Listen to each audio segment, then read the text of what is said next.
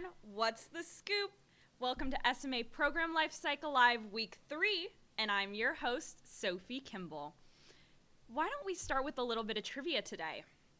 In Europe, the strawberry moon has been known by what other name? Is it A, the rose moon, B, the apple moon, C, the cherry moon, or D, the wine moon? I'll give you guys a second to think about it, but I hope you all caught a glimpse of the strawberry moon last week during the summer solstice.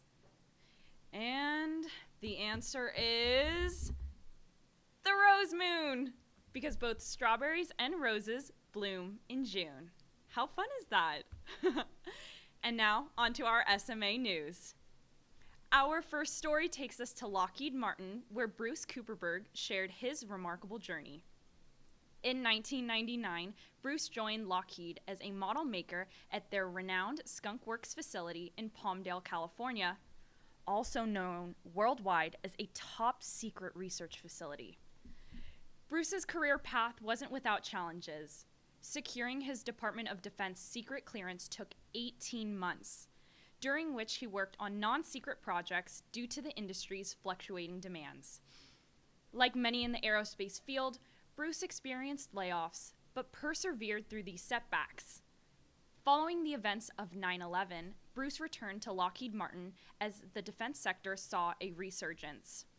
With his secret clearance in hand, he played a crucial role in the wind tunnel lab, collaborating closely with engineers and enhancing test efficiency. Despite facing another layoff when the model shop closed after a decade, Bruce's expertise and reputation paved the way for new opportunities. Within a month, he transitioned to SMA, where he has thrived for the past 13 years, contributing his skills as a machinist and mechanic on various projects. Bruce had intended to retire this year, but a special arrangement with Lockheed Martin keeps him involved on a part-time basis, maintaining his valuable secret clearance status. This allows him to enjoy semi-retirement while continuing to contribute to the aerospace industry. Thank you so much, Bruce, for sharing your inspiring journey with us. Next, we have Paul Lu from Parker. In February of 2022, Paul was assigned the role of Program Manager by Parker Aerospace Fluid Systems Division in Irvine, California, for the Commercial Aircraft Corporation of China, COMAC for short, and their C919 Program Fuel and Inerting Systems. The major challenge was to complete the remaining work and develop certified software by August of 2022 to meet the customer's needs and achieve significant financial goals for Parker. After familiarizing himself with the remaining scope, Paul realized that most activities and the key to success heavily depended on software development at the Parker FSD Hauppauge facility in New York. Consequently, he determined that the best way to create value for Parker was to be physically present at the Hauppauge facility and become part of the software implementation team. Parker management supported this decision, and Paul quickly got started at Hauppauge. Despite having very little software experience, he was eager to learn and contribute to the team as needed. Hauppauge is located on Long Island, New York, about 50 miles from New York City. Paul actually grew up in Brooklyn, New York, and his first job in aviation was with an aerospace company just about 5 miles from the Parker Hauppauge facility. So he was super excited to be back in his hometown. Paul's goal was to focus on hardware, software, documents, people, tooling, and equipment to increase the probability of overall system success. The 3 C's, communicate, coordinate, and collaborate, were key to ensuring a cohesive team environment. Additionally, Paul encouraged the team to embrace and engage COMAC as the end-user customer. The team successfully delivered the software on time and received formal recognition from Parker management, including an Employee Incentive Award. Paul then continued supporting the next phase of the C919 program.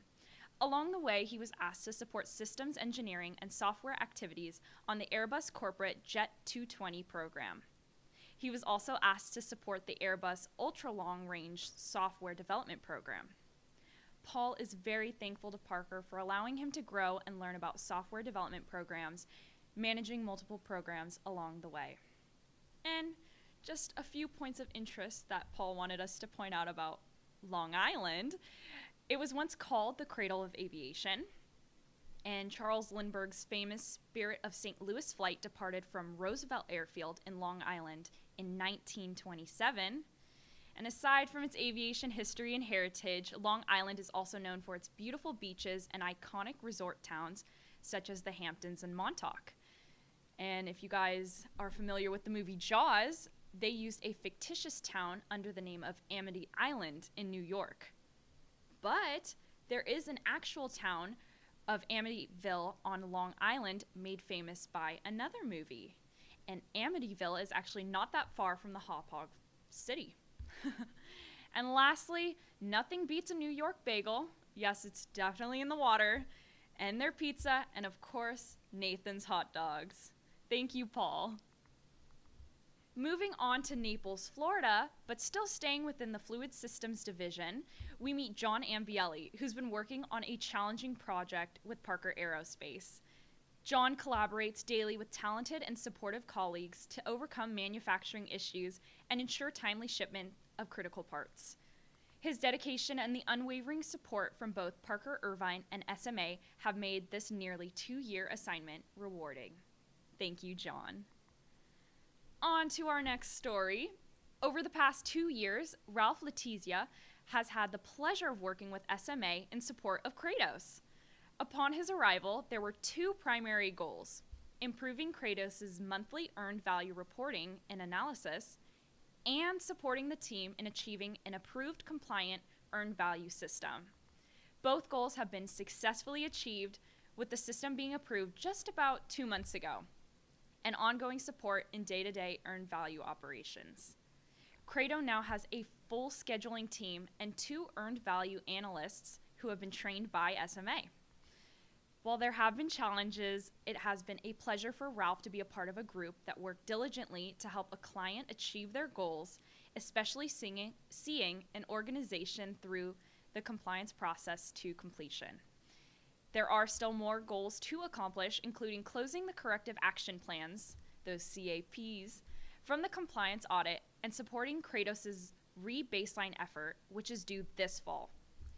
SMA is also actively providing PP&C management support as Kratos continues to build its program management team. Thank you, Ralph. Next, we are concluding our 3rd week with our summer interns, Jacque and Alexander, and what a productive week it's been. They've swiftly integrated into the SMA team and are currently managing 2 ongoing projects. Last week, they successfully launched Alan Berman's project and are now making steady progress toward the next milestone. With Alan's guidance, they're updating Todd profiles for our subject matter experts and advisors, a critical task to ensure our expert network in Todd remains current and relevant. And this week, they had a valuable opportunity to meet our entire local staff during a work lunch in person at the office. These face-to-face interactions are pivotal for fostering professional relationships and gaining deeper insights into team dynamics. In addition to project work, Jacque and Alexander are learning logistics and coordination skills. Maureen has entrusted them with managing their Uber credits, which is vital for their independence in transportation and punctuality for work. Stay tuned next week for more updates on Jacque and Alexander's journey at SMA. Thank you so much for those updates, Jacque. And a little birdie told me that today is your 43rd wedding anniversary. Congratulations. What an incredible milestone. Next, we have Greg Treverton, who shared a global affairs update with us. For those who may not know, Greg is our resident global affairs expert. He is a former chair of the National Intelligence Council and a professor of the practice at Dornsife College at the University of Southern California. Additionally, he serves as an executive advisor here at SMA. Here's a brief summary of Greg's insights on Mexico under Sheinbaum. Mexico has undergone significant transformations over the past decades, marked by the recent election of its first female president, Claudia Sheinbaum. Sheinbaum, a protege of her predecessor, Andrés Manuel López Obrador, otherwise referred to as AMLO, secured the highest winning vote percentage since Mexico's democratic transition in 2001. Sheinbaum faces the challenge of balancing her ambitious agenda with managing the complex relationship between Mexico and the United States.